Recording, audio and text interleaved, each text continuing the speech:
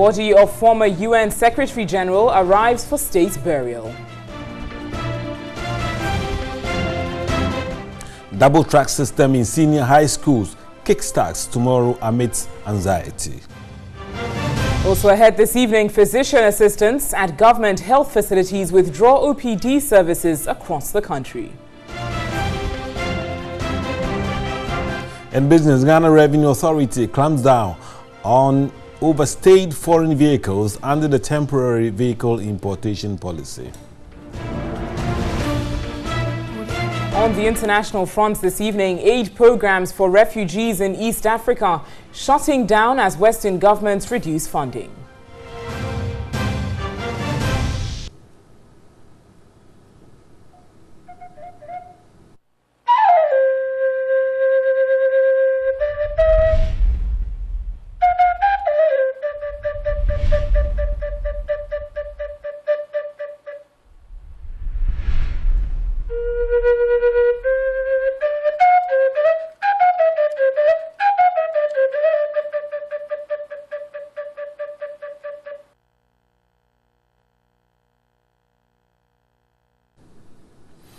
Hello again, you're watching News 360, and tonight, the remains of former UN Secretary General Kofi Annan has arrived in Ghana from Switzerland, where he died on August 18.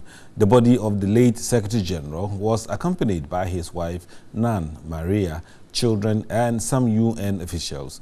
The remains was received with a brief ceremony led by Ghana Armed Forces and President Addo Dankwa Akufo-Addo at the Kotoka International Airport. The body has since been moved to the Accra International Conference Center, where he will be laid in state. The public will be allowed to file past and pay their last respect at the Accra International Conference Center on Tuesday, September 11. On Thursday's solemn burial service, the service will be attended by UN officials, heads of state, diplomatic delegations, and the general public. There will also be a private burial at midday on Thursday at the military cemetery with full military honors and 17-gun salute.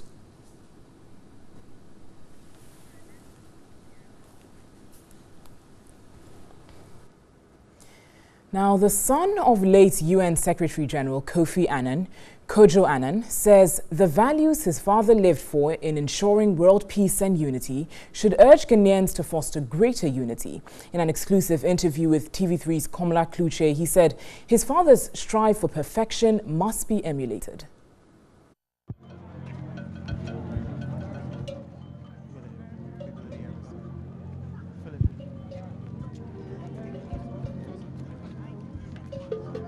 How much would that be missed?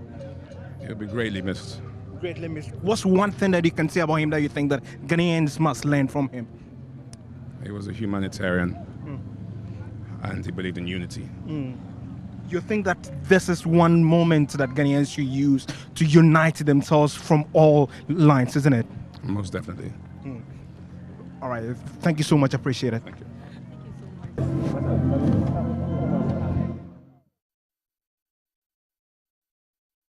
And meanwhile, Minister for Foreign Affairs and Regional Integration, Shirley Ayoko-Botwe, has described the late UN Secretary General Kofi Annan as the embodiment of the best of Ghanaian values, culture, and foreign policy. At a symposium in honor of the late diplomat, she noted his role as an international diplomat helped to promote Ghana.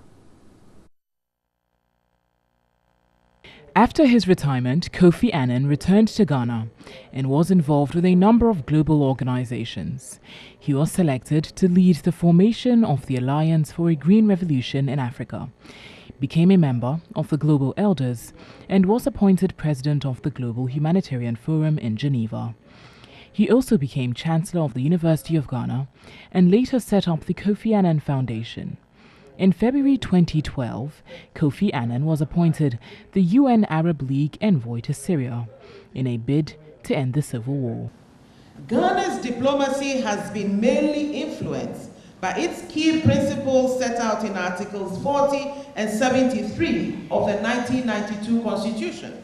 Kofi Annan's activity dovetailed into Ghana's international diplomatic aspirations especially in the quest for peace and security, as well as a more equitable global order. Some of his well-known accomplishments include his issuance of a 5-point call to action in April 2001 to address the HIV/AIDS pandemic and his proposal to create a global AIDS and health fund. His role in Ghana's international diplomacy was on occasion happenstance, a happy coincidence of diplomatic values, and not always by some strategic backroom design. Yet, it allowed Ghanaians to also live vicariously through his triumphs and challenges as a world-renowned figure of direct Ghanaian descent. The former world leader will be buried on September 13. Authorities at the Balm Library at the University of Ghana, in collaboration with the United Nations, have organized an exhibition to celebrate the former UN Secretary General Kofi Annan. This is to honor him for his chancellery role at the university. Kofi Annan served as a chancellor at the University of Ghana from 2008 to 2018, where he contributed significantly to its reforms. A 5-day exhibition by the Balm Library of the University and the UN office to showcase his exploits is underway. What caught the eyes of many observers is a book, authored by Stanley Meisler, entitled Man of Peace in World of War, which many say is a true reflection of the tough era Kofi Annan served as UN Secretary General. Head of the Balm Library, Professor Perpetua Dadzi, was overwhelmed by his contributions. He supported projects such as the review of the curriculum. We in Balm Library are extremely happy and honored to even hold this exhibition in his honor, because through the intervention of our former Chancellor, Balm Library obtained $2 million for the expansion of the library. And with that expansion, we were able to have the commons. Vice-Chancellor of the University, Professor Ebenezer Oduro-Owusu, also eulogized the fallen hero and described him as a gem who never dies. As a human, you don't live for yourself. You live for humanity. So he exhibited that perfectly. Very selfless individual. A great peacemaker, not only for his nation, but for the world. He's encouraged us so much as a university. He's brought us thus far.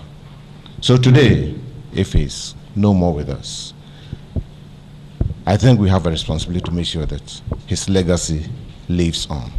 The exhibition is scheduled to end on Friday, September 14.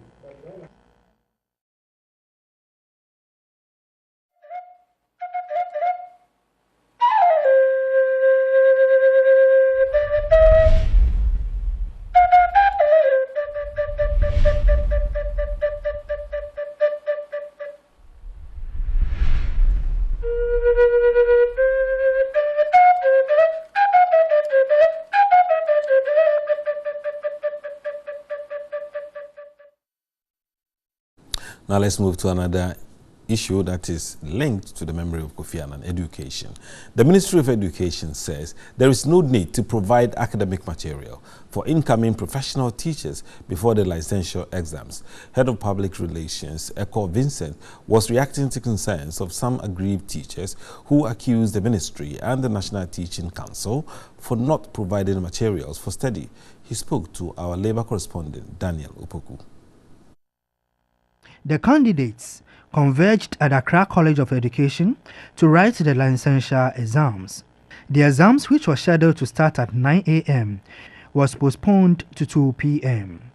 Some of them accused the National Teaching Council for being too laid back with information. They said we are not professionals, but I think they themselves are not professionals since the materials are not ready. If they are professionals by this time, even WAEC, they don't delay in their exams like this.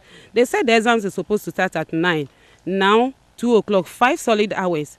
Some of us are working with private sectors. We ask permission for 1.5 hours. We'll go back, thinking that by 11 we should be done and then we'll get back to work. But we are here now. You can't make any move. We are just frustrated here. And I think they were telling us we need to be professionals. You who assumed yourself to be a professional body going to organize an exam for others to write. You are rather delaying us, causing confusion here and there. I think they need to be talked to. Others also raised concerns about the essential skills paper, which they said they had no academic materials to study. What's essential skills? What is it about? They say it talks about the educational core courses, but we don't know the exact content or how the content will be, or how the format will be. We don't know. And we don't have any materials to read. I'm not the only one who is frustrated because, as you can see, my colleagues too, everyone is equally confused. We don't know what, we are supposed to do now because no one has given us an official notice or announcement as to what is happening. However, the head of public relations at the Ministry of Education, Vincent, disagreed. A teacher is not supposed to be throwing blows with a student. These are the ethics that we are talking about. So we should be able to test these things that, do you have the temper? Do you have the charisma?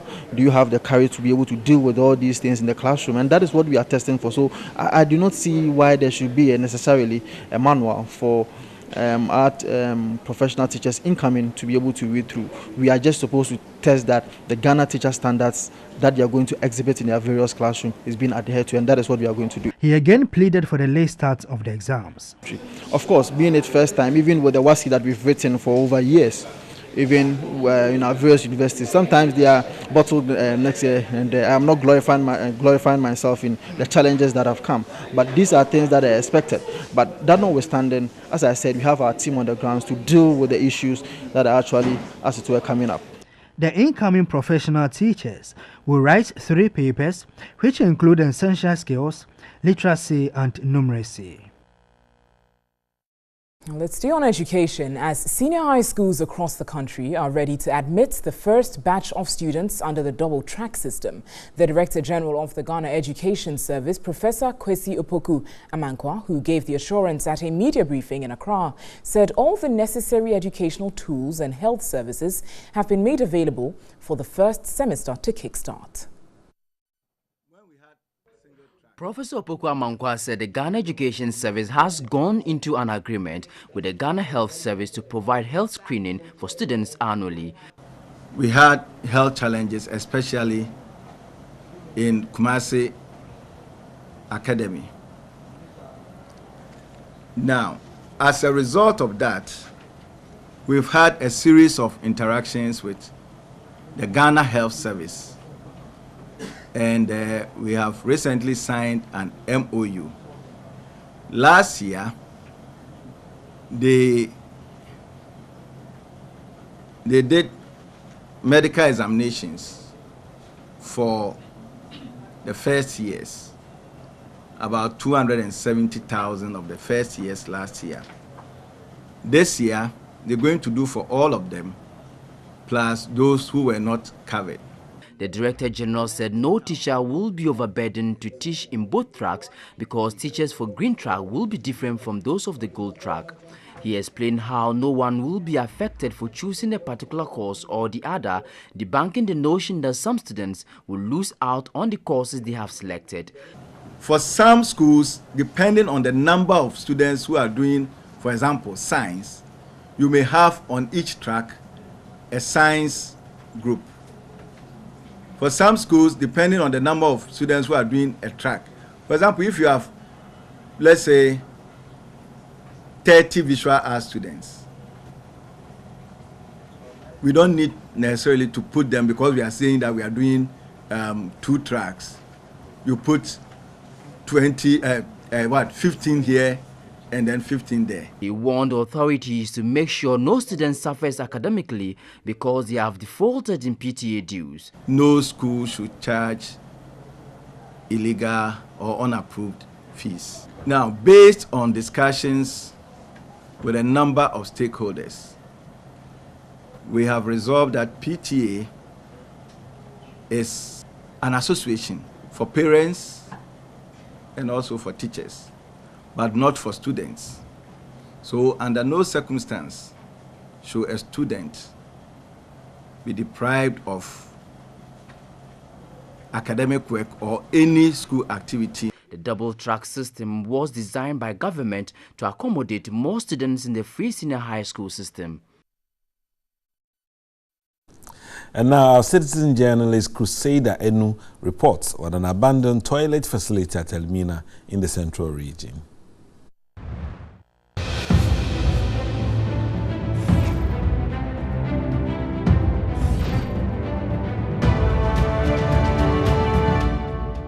This building is a toilet facility put up by the previous government, and it has been abandoned 1.5 years now.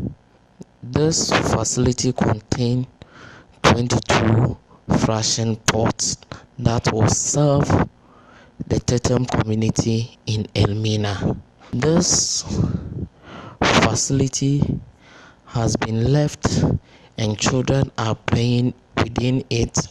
The same toilet facility is also put up in a roadside closer to Brunijma. We want this government to come to the aid of this municipality.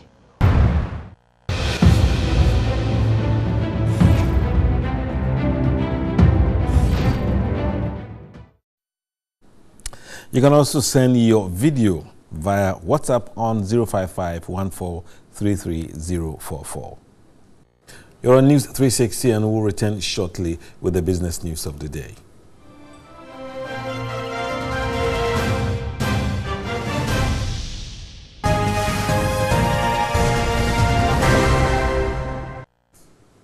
You're still watching News 360. A very good evening to you and thanks for staying with us. My name is Nanikia Mensah Brampa, bringing you business tonight, and starting with the Ghana Revenue Authority is to impound foreign vehicles under the temporary vehicle importation policy, which has overstayed their time in the country. Now, the exercise is to ensure revenue due to the state is recovered.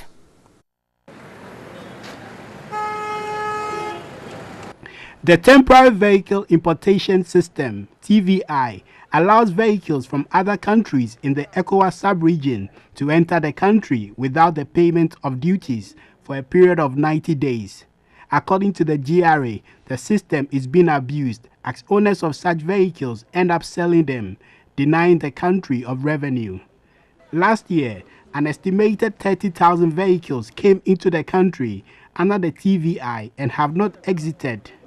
The task force checked vehicles at Teshi and Bachona in Accra using its newly developed mobile app, the Vehicle Inspection Monitoring System app. You can see the vehicle details, you see the customs data, the vehicle chassis, the type of the vehicle number, the TVI issue to the vehicle to has expired. So meaning they are issuing the expired documents in the country. That is what we found on the data. Go and buy food. So I drove this one because of this. I agree with you. I know. But right now, the TVI has expired. That means you can't drive the car even. And secondly, you are not the right owner who should drive the car under the TVI. So you violated the TVI undertaking as well. Get out of the car respectfully. The head of surveillance and monitoring unit of the GRA said the GRA is keen in meeting its revenue targets. No, I think it will expire on the 19th. But right now, he's not supposed to drive the car. So we are impounding the car because you are not the driver of the car. There's a mistake somewhere. There's no mistake. You told me that they have taken the dog. This is the right car. Yeah, sorry. This is the car. The name. My mind, I thought maybe they have changed it. Because it's an operation, we have to pound the car for further directive from the Commissioner General. The next step. But mostly what we do is that we have to detain the car for Commissioner General's order, or we have to send them back to exit the country. And away from that, the Association of Uber Drivers is threatened to go offline for 2 weeks due to the introduction of the SIM-box technology and high discount rates for riders, which is at their disadvantage. 2 weeks ago, the Association of Uber Drivers petitioned their management on some policies the company had introduced. Members said they were running at a loss as a result of the SIM-box technology. Now they have introduced something they call anonymity. Now, it doesn't make sense because a rider cannot call me When I get to the destination, sometimes I call the rider, and the call doesn't even get to the rider. Why? Because they are using a SIM-box system, and now we will have to call through the SIM-box, and then the SIM-box will now route the call to the rider. And sometimes the rider might be standing right beside your car, but you're calling, and the rider is not receiving the call. The drivers have described their partnership with the company as inconsiderate due to lack of consultation. Though it is an app, you choose to join, you choose to go, but it's in a way pushing too much pressure on drivers. And riders have taken advantage of this. How can you drive somebody from Trade Fair to Osu 5 Ghana cedis? And when you get there, the thing is discounted 100%. The person pay nothing. We have many evidences where somebody have to pay 100 cedis, the person pay only 5 Ghana cedis. As discounted fare. How can this happen to a driver who had only made 2 sales in a day? They also complained of a high discount percentage to riders. Registering our displeasure and the price that they give us. Yes. Registering our displeasure at the 25%. Yes. Registering our displeasure at the discount. Yes. Registering our displeasure at unnecessary blockage. Yes. No management member was present to address their concerns. And Samsung Electronics has launched its flagship smartphone, Samsung Note 9, in Accra. The new phone with enhanced performance has the best specs a customer will find in any Android phone. The Galaxy Note 9 is the latest addition to the Samsung Note family of premium devices that set the bar for performance and power. All of Samsung's other hardware signatures like water resistance, fast wireless charging, expandable micro SD storage, and the headphone jack are still available in the Note 9. Galaxy Note 9 doesn't just continue the Note legacy, it builds on it, combining the Note's best, most loved features with groundbreaking innovations. It also has 128 GB storage, which is a lot of storage for everyday consumers. That means that you don't need to delete pictures, videos. We're all on a lot of WhatsApp pages these days, and you get a lot of pictures and videos. You don't necessarily need to delete them. From the best in speed and performance to the most advanced S Pen yet, to artificial intelligence enhanced software that makes the user experience simpler and more powerful. In terms of performance, we have the Samsung DeX, which is a solution that allows a professional person to work away from home. You don't need to take your laptop anymore. Just take your phone, plug it with a DeX cable to a screen, and you can work away from home. The battery is amazing. 4,000 milliamp battery, I mean, it'll last you the whole day. We call it an all-day battery. The first customers who purchase the Note 9 will get a limited launch gift valued at 500 cedis. This welcome pack includes a wireless charger for convenient fast charging, a tripod for S Pen selfies, on which you can effortlessly set up your device for your picture. The pen is now Bluetooth enabled, so you can use it to remote control your presentations, to take the best shots when you're on a family vacation. Okay, so there's more news on 3news.com. That will do for business tonight. My name is Nanikia Mensah Brampah. Standing by with more. Tomorrow news tonight, scores of patients who visited the Kwesi Mensah Government Hospital in the Efia Kwesi Mensah municipality of the Western Region were stranded following the withdrawal of OPD services by physician assistants.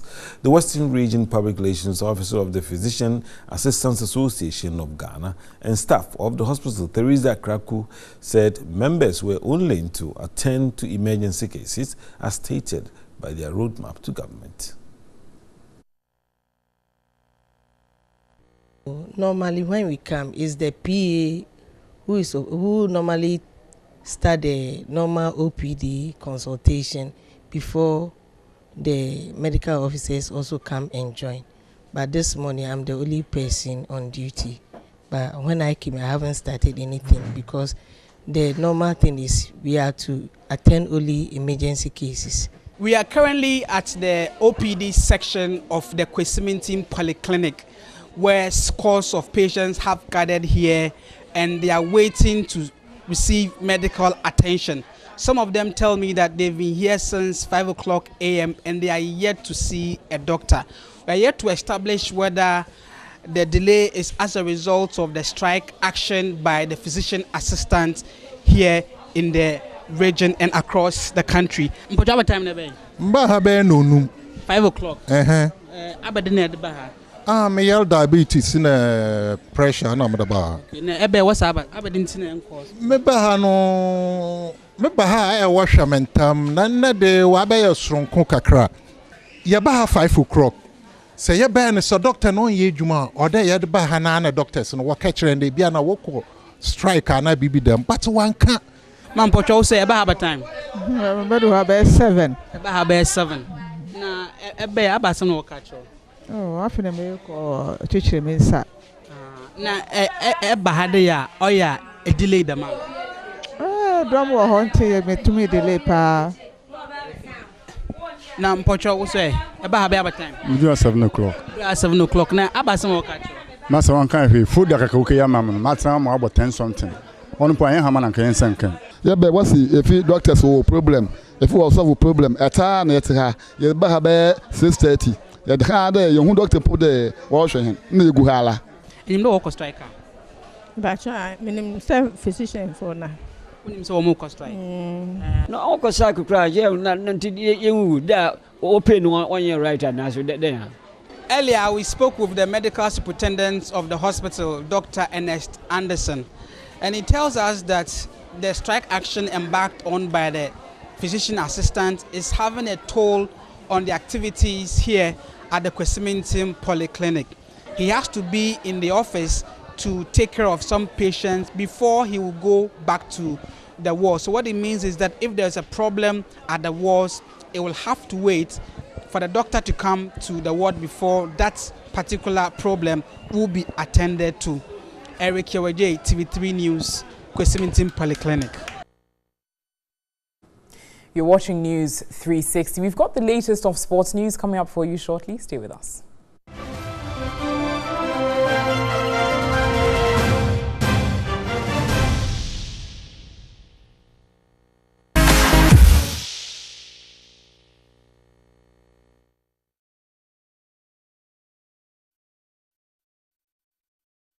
Welcome back to News 360. Entertainment news this evening. Well, winner of Talented Kids Season 9, Samuel Owusu, is out with the video of his latest single, which is titled State of Affairs. Now, the song speaks to pressing national issues such as corruption, poor sanitation, and the alarming rates of drug abuse among the youth, cautioning them to put an end to it. MPB promise ya debia na boshe sina no se chapia futu kwada hokwa bina nko ye na debia na ya nasa ya nwanwa the tiafi na bubu obi achi na ninti mabu na starting ne miamia mafa ya mfosa beti ya mama ya nyabre ya fedi sa meme ne siasia yene ya busu ya fo beti atua etuwa hodo ya bufutu etia moso ri akota kese ya na macheche kwesi broni suban na mumesuasua. After beating close competition to win this year's Talented Kids, Young King Clef has proven to be a force to reckon with in the arts and entertainment industry. On his latest hip-hop track produced by Ikawan from the Beat Bank Studios, the 11-year-old young rapper Samuel Owusu highlights on some sensitive topics related to the Ghanaian society. Boys and the frafra. Yana ne yaja no ma bregu munko sukunko penim dia mako siatra. Pomodin samato baha peshe krombola wo biani wompa wo be prapra. Na bra boden no kware babra. State of Affairs by Samuel Owusu touches on politics and social issues making waves in Ghana. Many have described the tune as a classic piece.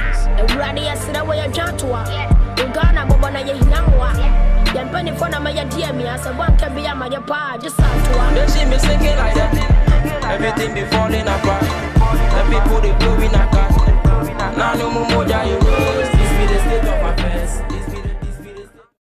Well, I think he's really out there. He doesn't have to wait. So look for him and enjoy his music. Now, this year's Social Media Week celebration has been launched. The week-long event is geared towards promoting the effective use of social media on individuals and society at large. Chief Executive Officer of the Ghana Tourism Authority, Kwesi Agyeman, encouraged the gathering to promote Ghana's tourism on their various social media platforms, as that will help boost the awareness of the various tourist sites.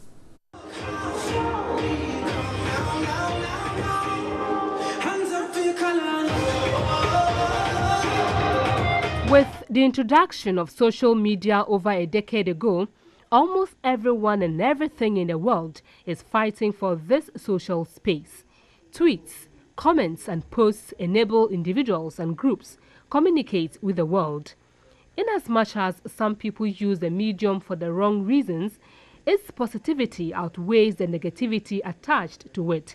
For this reason, Echo House, in partnership with Pulse Creatives, have set aside a whole week to celebrate this powerful platform for its immense contribution to the human society. Aside its fun part, the event will bring together stakeholders to brainstorm on how to use social media as a tool to promote and develop businesses for the nation as a whole. I'm saying it's a very event-filled week. We're tackling all aspects of social media, how it affects the individual and how it affects businesses and community at large. Just a rundown from today until Friday, what will be happening. We're first exploring the gig economy, how freelancing is evolving into more than just bakapa, and it's now actually becoming something worth investing in. Then we have brands and the consumer. Thursday we have tech and the environment, and Friday we close off with content creation. So that being said, allow me to officially say that Social Media Week Accra 2018 is launched. Thank you. Speaking at the launch of this year's Social Media Week, CEO of Ghana Tourism Authority, Kwesi Agyeman, highlighted the importance of social media in the promotion of the arts and the tourism industry. We're also looking at ways that we can use user-generated content to sell Ghana. I mean, when we go out there and do the photo shoots and put pictures out there, what I call the trust levels are quite low, because people feel that, oh, they've looked at a very nice location and shown it. But when you are getting users themselves, user-generated content, people who are going out to our sites, people who are going out to our locations, sharing their information and re-tagging along, it becomes more believable. And I think that's what we're doing. And that's how we round up News 360 this evening from the News Hub here at Adiso Ekanda. Thanks so much for watching. I'm Natalie Fort.